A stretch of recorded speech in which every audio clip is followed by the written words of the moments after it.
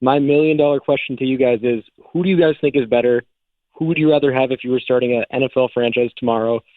Would it be Joe Burrow or Jalen Hurts? That's a great question. I typically get this question, Joe Burrow or Patrick Mahomes. And to me, right now it's still Joe Burrow.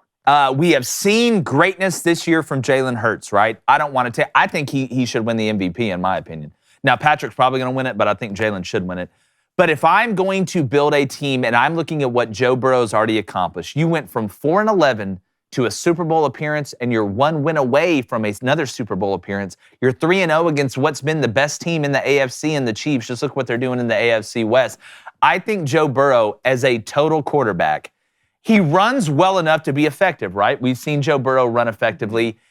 Him diagnosing coverages and understanding now and watching him evolve each year, seeing I don't want to get sacked 35 times, so I get rid of the ball quicker. I just feel like Joe Burrow is a more complete quarterback, and if the run game's not working, I'll take Joe Burrow over Jalen Hurts 150,000 times. So in a couple of years, if Jalen Hurts can continue this success, and I can watch him evolve like I've watched him evolve since college, that could change. But it's hard for me not to take Joe Burrow because when all the chips are down in the clutchest moments, even if you're facing adversity, Joe Burrow seems to find a way. Well, for me, I feel like it comes down to what's your offensive system, right? If you're a guy who likes to have the quarterback in the run game a lot, then I'm taking Jalen Hurts, kind of like the Eagles. But if you have a guy you want to sit back there and just throw it around, just spray it around the field, then I'm taking Joe Burrow. If it's down to me, I'm taking Joey B for what he's done. And you could see, I don't know, this kind of might be contradictory a little bit, but Joe Burrow's offensive line being that bad has kind of helped him a lot, especially getting the ball. You see how quick Joey B is diagnosing coverages and getting the ball out, because since he's gotten the NFL, he's dealt with the worst offensive line they can have possible. And they have 70-plus sacks last year. I know they're playing a little bit better now, but if it's me, I think it does come down to your offensive system, right? But if I had to choose, I'm taking Joey B. Yeah, let me flip this one to you, Jack. Think about if you put Joe Burrow on the Eagles and Jalen Hurts on the Bengals. The Bengals, in my opinion, aren't where they're at right now, and I think the Eagles are exactly where they're at right now. That is a fair point.